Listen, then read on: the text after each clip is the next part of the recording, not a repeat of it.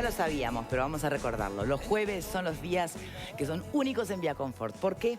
Porque hay hasta 20% de descuento con tarjetas de crédito del Banco República. Y en 12 cuotas, la primera cuota es gratis.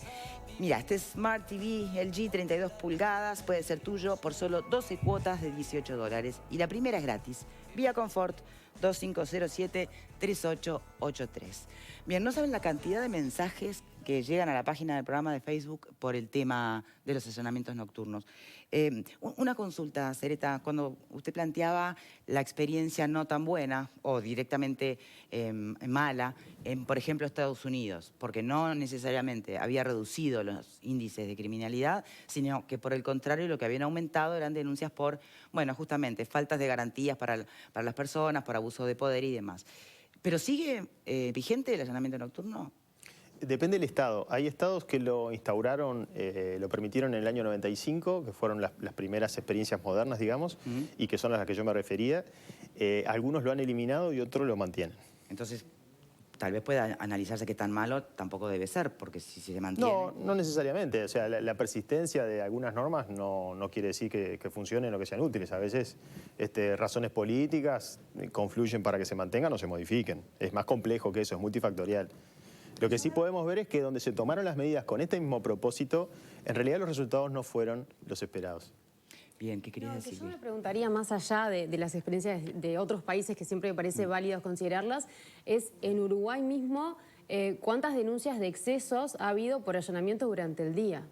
Si han habido muchas denuncias por allanamientos diurnos acá en Uruguay, para considerarlo dentro de nuestro país, nuestro contexto, nuestra población, nuestra policía, en definitiva, nuestro poder judicial, cómo funciona en el día. ¿Han habido muchas denuncias? Porque si hay muchas denuncias de excesos, bueno, habría que reverlo todo igualmente el sistema, ¿no? Pero ahí podría entenderse un poco más el argumento quizás de no habilitar más allanamientos durante la noche.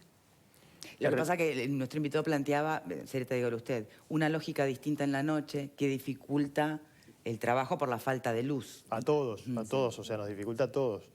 En realidad, denuncias por abusos de los procedimientos policiales hay. Hubo siempre, sí, exacto. Siempre hubo. Ha habido también un intento del Ministerio del Interior de mejorar a propósito de la utilización de cámaras en los procedimientos y otro tipo de medidas que hacen a la transparencia del accionar policial, pero denuncias por abusos, por procedimientos excesivamente represivos, siempre se ve. No digamos que sea la mayoría, pero siempre se ha visto, se ha mantenido. Lo que no han habido son noticias, al menos bastante recientes, en lo que tenga que ver con abusos en allanamientos. Sí, en otras circunstancias que incluso creo que ni siquiera se pudieron probar. Y además, probar, más allá de las denuncias, también ver en qué resultan, ¿no? Los allanamientos generalmente lo hace la Guardia Republicana, que es la que cuenta con las cámaras adecuadas y es personal entrenado. O sea, los allanamientos en lugares complicados o en lugares donde se han incluso realizado como zonas donde despliegue policial, bueno, ha sido siempre por parte de la Republicana. Yo me quería hacer algunas preguntas. Si bien en Estados Unidos esto tiene que ver con el terrorismo, Estados Unidos ha, digamos, recortado garantías en la lucha o el combate contra el terrorismo. Yo me pregunto, si bien el terrorismo podemos a veces mirarlo como que ocurre en Estados Unidos, bueno, amenazas a fiscales, bombas... Eso es generar inestabilidad en la seguridad y puede ser una forma de terrorismo. Yo creo que el narcotráfico es otra cosa diferente al terrorismo. Integra, sí, el crimen organizado y merece, obviamente, que una inteligencia en su combate que no es la del crimen común o la del delito común, eso está claro. Pero me parece que es distinto al terrorismo concebido o cómo lo combaten o con el problema que se ve en países del primer mundo, ¿no? De todas maneras, lo conversábamos recién en la tanda, pero a mí me parece que si queremos atacar realmente el problema de las bocas de pasta base, lo primero que tendríamos que preguntarnos es por qué hay familias que viven hoy de eso. ¿Qué los ha llevado a vivir de la venta en la boca de pasta base? Hoy un porcentaje altísimo de las mujeres privadas de libertad en el Uruguay están por delitos de narcomenudeo. No están por delitos contra la vida ni por delitos contra la propiedad siquiera. No están presas por rapiñas ni por hurtos. La mayoría está presas por esto. Y cuando vos le preguntás, cuando vos vas a la unidad 9 o la unidad 5 y le preguntás, ¿y por qué te metiste en esto? Y una serie de derroteros de la vida de cada uno. Me quedé sin trabajo, no conseguí esto, me rechazaron de tal lado y al final terminan llegando o accediendo a lo que parece lo más fácil para subsistir, que evidentemente no es lo más fácil y trae un montón de problemas que muchas veces te das cuenta tarde, ¿no? O sea que también esto tiene un componente social, todo lo que tiene que ver con el funcionamiento de las bocas de pasta base, que no habría que ignorarlo y pensar que solo la represión lo va a combatir. En el narcotráfico la represión es fundamental, la represión con inteligencia, la represión hacia los lugares claves, cómo ingresa la droga al Uruguay, por qué pasa la droga por el Uruguay, cómo eso ocurre, dónde están los que realmente se hacen millonarios con este negocio y no el que vende la dosis a 40 pesos. Bien. Yo entiendo lo que usted plantea, lo hemos analizado además acá muchas veces, ¿no? Y sobre todo hemos hecho especial hincapié en ese debe histórico que hay y que cada vez se hace más urgente, y es el abordaje de la adicción, ¿no? Por un lado, más allá de todas las otras, todos los otros aspectos sociales que llevan a una persona eventualmente a terminar en vida de delincuente. Pero cuando la pregunta es en el escenario o en la dimensión punitiva o represiva del crimen, ¿vale hacer esa pregunta? Porque vale para el análisis general, ¿no? La profundidad, las causas, las políticas que tienen que ser integrales, pero en la pregunta concreta de si vale o no el allanamiento nocturno, ¿es para responder preguntando por qué lleva a la persona a tener una boca de pasta base en su casa? Y porque lo que queremos es que no haya bocas de pasta base. Ahora, ¿cómo se consigue eso? Y bueno, de distintas maneras. Yo creo que no se consigue eliminando garantías de todos los ciudadanos. Por otro lado, la experiencia que hoy me preguntaba Diego, la experiencia ha mostrado que el combate exclusivo a las bocas de venta de droga es un gran generador de violencia. Porque cuando se cierra una boca de pasta base en un lugar, en realidad lo que se hace es generar una pugna por las distintas organizaciones criminales por ese lugar de mercado que dejó vacío esa boca que se cerró. Entonces ahora la lucha viene por abrir una nueva. Si nosotros no atacamos de fondo el problema... No, está claro. Pero tengo entendido que la política de no atacar las bocas de pasta base, que fue la original de las primeras administraciones del Frente Amplio, hay consenso en que no fue tal vez la más acertada porque permitimos que creciera demasiado el negocio. Hoy, y ya desde la última administración los gobiernos anteriores, empezó a enfocarse distinto. O sea, eso de que dejen a la boca y no la toquen, no sé hasta qué punto ya dejó de ser debatible. No sé qué opinan por aquí. No, yo creo que, a ver, remontémonos a cómo empezaron los planes sociales de los primeros periodos del Frente Amplio y las primeras medidas que se tomaron. Había toda una apuesta a que bueno, todo el trabajo del MIDE, de las políticas sociales, de una política no tan represiva en todo esto, iba a dar un resultado en el mediano y largo plazo. Evidentemente que el mismo Frente Amplio fue haciendo su autocrítica y fue cambiando el discurso y ya les digo, en el 2012 hasta hubo una ley un proyecto de ley que salió del seno y del puño de un diputado del Frente Amplio para considerar las bocas de pasta base no parte del concepto hogar.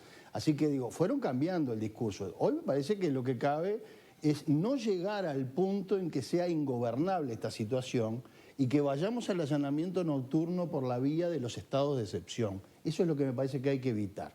Pero yo quería aprovechar, Victoria, no sé si me permiten salir un poquitito del tema y preguntarle al doctor qué chances efectivas a nivel de reforma constitucional y de leyes constitucionales hay en este escenario para que esto salga.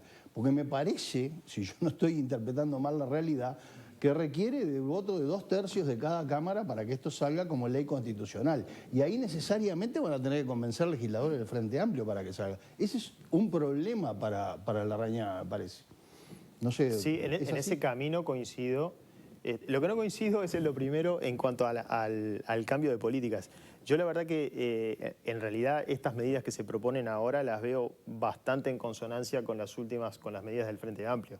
No veo una diferencia tan importante, salvo algunas cuestiones puntuales como el 2005, algunas medidas que pueden tomarse de la otra vereda.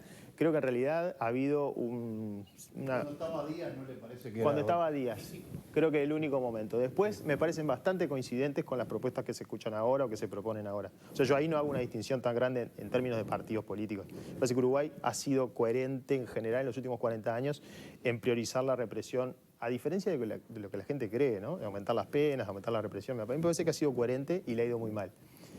Respecto a lo del camino, sí, el camino, si se pretende una ley constitucional, es ese.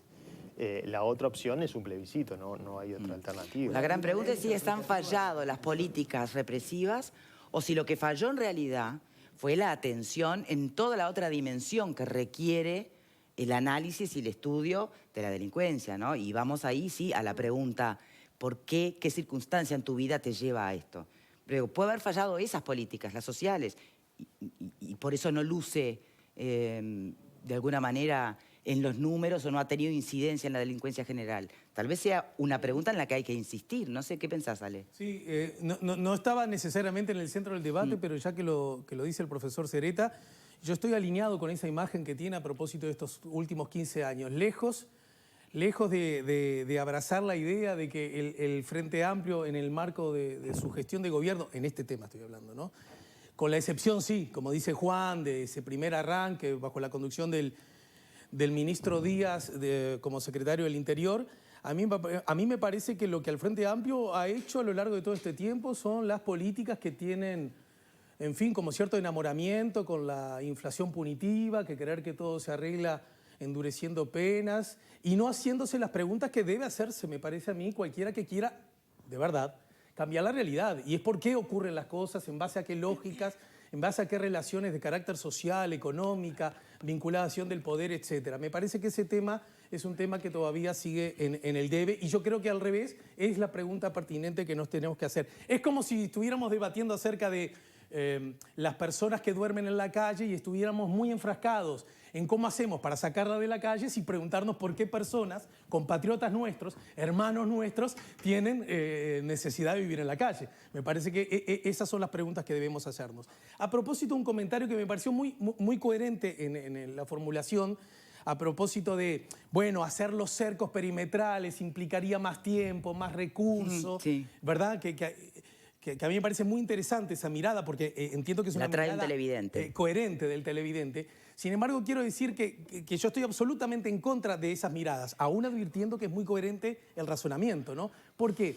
Porque justamente el argumento de que las cosas como cuestan más desde recursos humanos, financieros, deberían de alguna manera conspirar contra la eficiencia. La verdadera eficiencia de las democracias liberales, de las repúblicas, del buen funcionamiento republicano, de las buenas calidades de la democracia, tienen que ver con gastar muchos recursos humanos y de dinero para que de alguna manera el valor fundamental de las repúblicas, que son las garantías individuales, nunca, jamás, bajo ninguna circunstancia, corran peligro. Bien. Igualmente, hay algo que yo pienso, ¿no? En cuanto a esto, que es, más allá de que el allanamiento nocturno se está hablando en determinadas condiciones, ¿no? Igual que el diurno, con orden judicial, bueno, lo demás que estábamos conversando. Si no vale llevarlo a los extremos caricaturescos de que te van a entrar a cualquier hora, en cualquier lugar y en cualquier momento. Pero cuando se plantea entonces, ¿no? Lo de la pérdida de garantías por posibilitar el allanamiento nocturno, yo me cuestiono si no es válido considerar que en realidad el allanamiento nocturno, más que hacernos perder garantías, no nos da una herramienta para garantizar otros derechos. Yo creo que, a ver, hablamos del término de garantías y recién lo dábamos en un enfoque sociológico al tema del abordaje del delito y de la problemática y de que aquellos que no les queda más remedio que terminar haciendo el negocio ilícito. Y yo me pregunto, ¿y las madres de aquellos chicos que terminan en la adicción, yendo a comprar, viviendo una situación que hasta tienen que atar a sus niños para contener, sus adolescentes, o no tienen forma de contenerlos? O sea, es una problemática de toda la sociedad. Es una problemática que el Estado debe darle un abordaje integral, que va más allá de analizar la situación concreta de esa familia o de esa persona que no le quedó más remedio que entrar por allí. Y el combate, el abordaje del delito debe ser general. Debe ser de los grandes, de los chicos, de los medianos, y el Estado debe tomar cartas en el asunto, de buscar una solución. El abordaje sociológico tiene un gran problema, que es el largo plazo. O sea, ¿qué hacemos en el mientras tanto? Nosotros, el país me parece que dispuso de una enorme cantidad de recursos materiales para meterse en una determinada política que en teoría, o estaba planteado que entre los objetivos que perseguía era que muchísima gente tuviera que abandonar el camino ese, parece impostergable, del delito, para decir, bueno, el Estado me apoya en estas circunstancias, entonces no voy a delinquir. Y eso no se dio en la práctica. Con el paso del tiempo, además, nos enteramos hace poco en un análisis que hizo Isaac Alfi, que de cada 4 pesos que destinaba el Mides, uno solo llegaba a la gente, 3 se quedaban en la estructura o en la administración o en los salarios de la estructura del Mides. Entonces, digo, me parece que fallamos por ahí porque estamos esperando que solo lo cultural, que solo lo educativo y solo lo social llegue a destino y después de 15 años, 10 años dé un resultado. Eso no sucedió, no ocurrió. Entonces me parece que el otro camino, que es el de tomar algunas medidas en el corto plazo, hay que hacerlo porque se nos va la sociedad de las manos. Bien, igual mencionó varias veces hoy, Pupo, lo de la situación, ¿no?, de excepción. Sí. Bueno, ¿es necesario? Bueno, pero que la situación de excepción se va a dar, porque si seguimos en esta escalada, que algunos lo vinculan al narcomenudeo y otros lo vinculan al narcotráfico en general, pero bueno, está todo muy interconectado, esta escalada de violencia entre los narcos y el Estado, vamos a estar en algo que ya hemos visto en otros países y que se va a replicar en el Uruguay.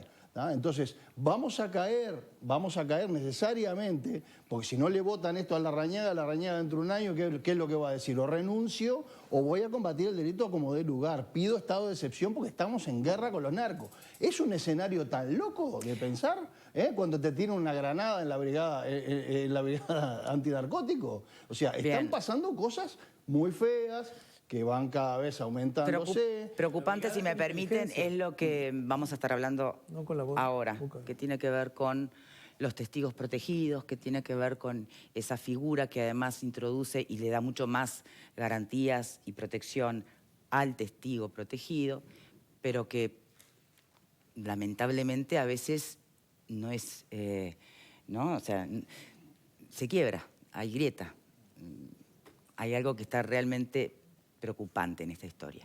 Me gustaría una reflexión final de nuestro invitado, Sereta. A mí me parece que es un error pensar que esta medida es eficaz en el combate al narcotráfico y específicamente a la boca de pasta base. Y hago mías las palabras del profesor José Arlas en 1972 en el Parlamento, cuando consultado sobre la modificación del artículo 11 de la Constitución, dijo que era contrario a eliminar este tipo de normas porque constituían preciosas garantías de libertad que hacen a la calidad democrática y al Estado de Derecho. Bien, muchas gracias por habernos Por acompañado nada, a ustedes. en el tramo de hoy. Vamos con un tape entonces de lo que estaba pasando.